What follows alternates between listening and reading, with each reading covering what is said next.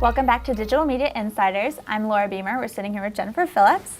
And I want to hear a little bit more about the steps you took to get to the position in your career where you are right now. Oh, where I'm right now? Well, I took time off from being an executive because I wanted to be more involved in the day-to-day, and I wanted to focus on one project at a time instead of the 10 or 12 or 14 that were on the slate. So I decided at a certain point in my career to take kind of a different approach.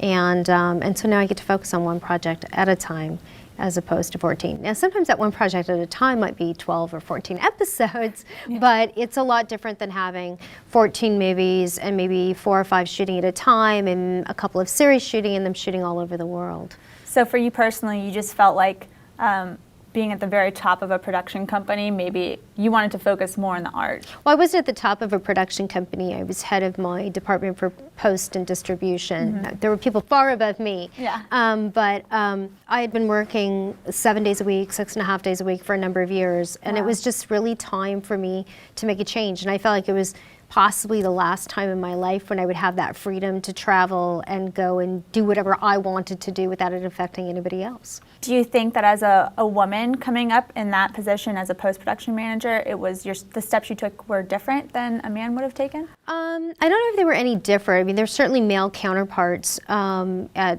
other companies. There weren't as many females in my position at the time.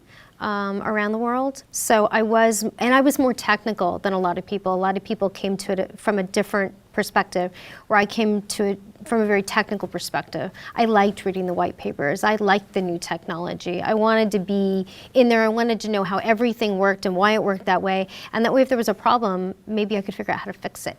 So did you find that as a female coming into post-production, you had a different take on what the outcome of a film would be? I don't know what you mean by outcome. I had a different perspective because I'd grown up in a household where my father was in post-production.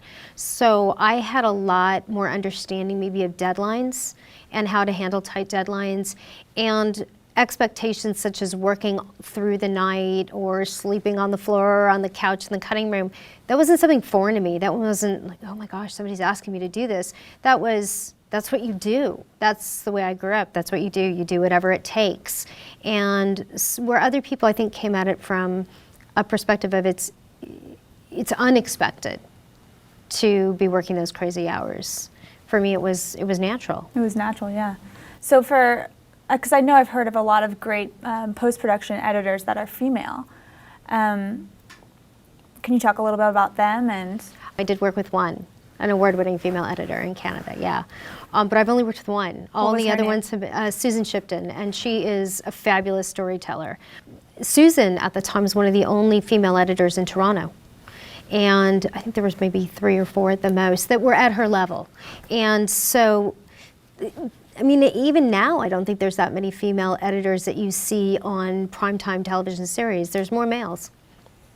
So it's interesting when you think about it because when I watch movies that are edited by females, I feel like the emotions of the characters come to life maybe a little bit more just because of our natural, nurturing mentality. Do you find that's true at all? I don't know if I find that that's necessarily true. Sometimes I wonder if the scripts get awarded to female editors because they have that sort of energy to begin with. And so maybe the story itself warrants a different perspective. And maybe that director says, I really want a woman in the cutting room because it's a different sort of story. And sometimes I think if it's a very emotional story, maybe it's nice to have a man in the cutting room cutting that Lifetime movie of the week because he has a little different perspective. You know, maybe he's able to step out of it, you know, where we see a woman in peril and we might become overly sappy about it, you know. I can attest to that. So why do you think there aren't as many females in the editing room? I think part of it is the number of years it takes to get there. Just in general, it takes people a lot of years. And by the time you might see a woman in the cutting room, if she's chosen to have a family, she might not find the hours conducive. A lot of people in the industry are married to other people in the industry. So if somebody's hours have to give, it's oftentimes the woman's, as you know. And although not necessarily so much today, but it was when I was coming up. And so I think by the time they reach that pinnacle where they're going to be getting those big movies and those big series, they're at home, you know, changing diapers. Yeah, it's true. It's true. Cool. Well, we'll be right back with another segment.